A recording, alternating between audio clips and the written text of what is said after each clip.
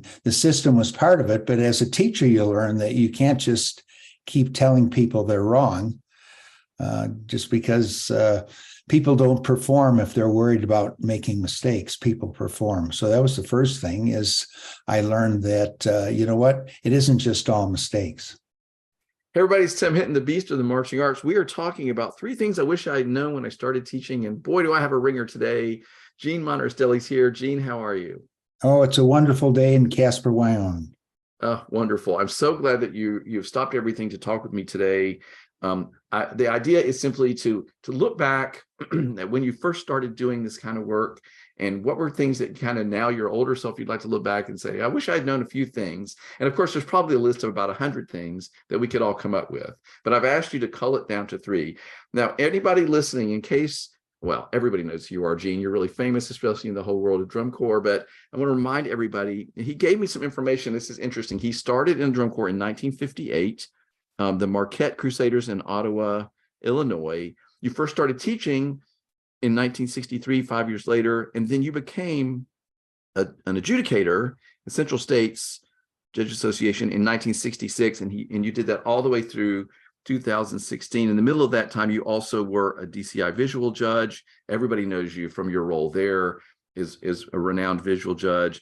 And in the middle of all this, you had a long stint with the Troopers, and you've also worked with lots of drum corps like Santa Clara, Blue Devils, Troopers, VK, Suncoast Sound, Phantom Regiment, Blue Coats, Pacific Crest, Boston Mandarins, Oregon Crusaders, et cetera, et cetera. So everybody, this is a man that has a great history. I mean, of course, now you're doing the Drum Major Leadership Program. All of this is great stuff. You're sort of a legend in the world of instruction and judging in the world of drum corps. How does it feel to be, like, you know that, right? Everybody knows who you are, Gene. Well, I guess one thing I can say, I've survived. Okay, well, that's valuable right there. And that's a positive. My son calls and says, what's up? And I'll say, my age and my weight. And one of those 2 is a positive. Okay. Well, I'm really excited that and I thought, okay, I wanted to talk to a variety of people, and I was so excited that you agreed to talk with me about this because of this perspective of all of these years in drum corps. Actually, sometimes, Gene, we just need to talk about how you've been able to stay excited and involved in drum corps over all these years, because a lot of people sort of burn out and off they go. So that's whole another conversation. But for today, 3 things you wish you'd known when you started. What do you have first off for us? Well, first of all, I came into drum corps when there was a 100-point system, and 90 points of that were ticks. In other words, mistakes. So, and when I came into drum corps, unlike now, almost everyone who taught in drum corps had been in drum corps, and we did not have a lot of teachers. We just had people who had been in drum corps, and they grew up under the tick system, and I did also. So everything from a practice standpoint was geared around getting rid of mistakes.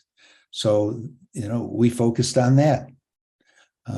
And that's just kind of the thing there. And obviously over time, we learned that isn't everything. And the system was part of it. But as a teacher, you learn that you can't just keep telling people they're wrong just because people don't perform if they're worried about making mistakes. People perform. So that was the first thing, is I learned that, you know what, it isn't just all mistakes. Yeah, that's really interesting. Of course, we switched to the build-up system in the early 80s, and it became more about what are you bringing to the table as opposed to how are you making mistakes and we're getting those ticks. That really changed, I think, the activities, or should have, or started to change the activities relationship with judges. The judge became your ally as opposed to sort of your enemy. Well, I don't even know if it was enemy, and certainly as a teacher. And the one advantage of that system was, in fact, we knew specifically what they were dealing with and what the score was all about. Yeah, that's true. Even now, as instructors, we do, in fact, deal with mistakes. But back then, the focus was entirely on getting rid of mistakes. Yeah, and I regret using the word enemy because I don't think that's the case. But there was a little bit of an adversarial relationship where you felt like the judge was taking things away from you. Now the judge is giving you things, giving you credit for all the things that you're doing. So I like that much better. So if you're looking back to that to early Gene out there teaching, would you talk about would you tell that Gene say more positive comments, Well, build students up? yeah, two things to that. One, in fact, I remember, well, I can remember the person's name. His name was Anthony Scatella. He was with Boston. And when I was working with them, knowing things about how to teach, I came over and just told him he did some things right. And later on, after practice, he came up to me and said, you're the first person that's talked to me in 2 years on the field. Because again, even then, and that's much later, on the field for visual, we're still trying to fix mistakes all the time instead of talking to people about what they were doing right. And since he was very good at what he did, nobody ever talked to him. And thus his comment, I was the first person who would talk to him in 2 years on the field. Wow. Because he didn't make mistakes. That's amazing. And you know what? That's fascinating, because you hear these stories of people feeling like they're not getting enough attention. Sometimes that's a compliment, because there are other fires and you're not one of them, right? but the other thing is it really and truly is important. And that's why we do it. We've got to tell them, in fact, that they're right. In fact, that's the second thing I think I learned over time. When you're working on the field, I always made a point when somebody did something right, I said it loud enough so the people around them knew that I had recognized they had done things right. And when I was working with somebody who had a problem, I tried to make that conversation between me and him or me and her. So make the positives for the world, and the negatives or the problems, that's between you and the student.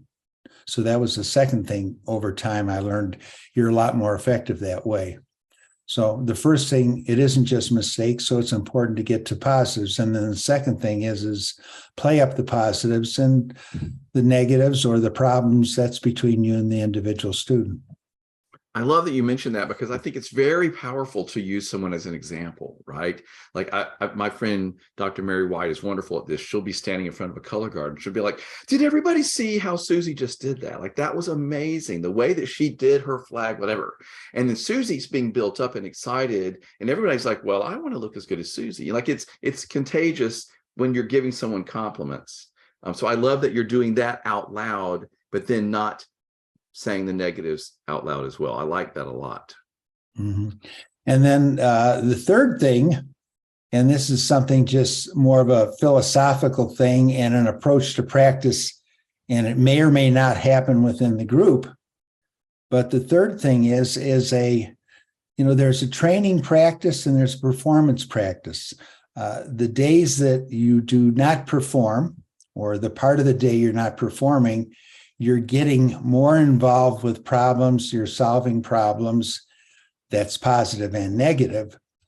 When it gets down to that last practice before a performance, psychologically, you want them geared to performing. So anything that I would ever do that last practice before a performance was always play up the positive. You're talking to them about positive things. The only time I would ever deal with a problem is if it was a major problem. If it was an individual mistake, such as life, it was a mistake. But the only time you deal with problems when you're getting ready for a performance is something that has to be fixed right now. But everything is geared around what they are doing right. Because when you're performing, if you go out and perform, that's one mindset. But if you go out trying not to make mistakes, you know what? If you're high jumping, you may get over 6 foot, but you're worried about things, you won't get to 6'6" or whatever the number is. The point of it is you want them free mentally and emotionally to perform. Performing is fun. And if you're going out having fun, we've had training for the last week. Now just go perform, because there's not a lot of training you're going to get in the last hour. So you want to get them mentally and emotionally ready to perform. Yeah, you want them to have that confidence and to feel really good and like they're ready, right? And Yeah, they're not going to feel that way if you're correcting beating things them up to down. the last minute. That makes sense. Yeah, you keep correcting them. You did this, you did that. So you've been a part of the activity your whole life for such a long time. What is Yeah, it actually, about? decades why I think it's, well, I was in drum corps the 50s, the 60s, the 70s, the 80s, the 90s, the thousands, the tens, the 20s. That's 8 decades. Amazing. And I'm That's only really, 78, but basically, yeah. I don't know how Yeah, you did that. 60. Yeah, that's 60 years of fulls and 2 decades on either side of partials. That's really, really Why? cool. Yeah. Yeah. Why has it lasted? You know what? Yeah. Point one, it's fun. The other thing is I've got a lot of friends involved. Two, certainly the last 20 years, when I stopped judging. Well, this quick story. All right. A couple times I took sabbaticals. In the mid 80s, I took 2 years off from judging and just spent 3 days here, 4 days there, and all that kind of stuff. And, because I thought, I'd been strictly judging from the mid 70s to the mid 80s, and it was time to go back, just like you take a sabbatical from teaching. Or from teaching, you go out into the real world and do something before you go back in the classroom, you learn something. Well, it's the same thing as a judge. It had been 10 years since I had taught. And the reason I got into judging originally is it was going to make me a better teacher. All right. Well, now I'd been judging, and the reason I went back to a couple of years of teaching, it was going to make me a better judge. So then I did it, and then another 15 years, and then in 99 and 2000, it was time to do that again. And so then I worked strictly with one corps. I worked with Southman for 2 years. That's when they came back from their sabbatical, and they had a couple of them over the years. And a good friend of mine, Pat Sadling, was the director. So I worked with one corps strictly, and that was Southwind. Then I came back and judged a year. Well, over time, back then, judges didn't stick around forever. Now we got judges that literally stick around for a long time. And I got back, and basically at that point, well, back then we judged longer periods of time. Now judges go out for 3 or 4 days and they can have reply. Back then we had fewer judges and more contests. So we would go out a week, 10 days at a time. Well, it may seem glamorous, but when you've got a week stretch where you're 2 days in Iowa, 2 days in Illinois, and then you fly to Mississippi for 3 days or whatever, and all you're doing literally is traveling during the day, judge at night, get up early the next morning, travel again. And plus the other thing, most of my generation had moved on, so judging really isn't all that glamorous and fun if you're away from home for a week to 10 days and all you're doing is judging for 2 or 3 hours a day.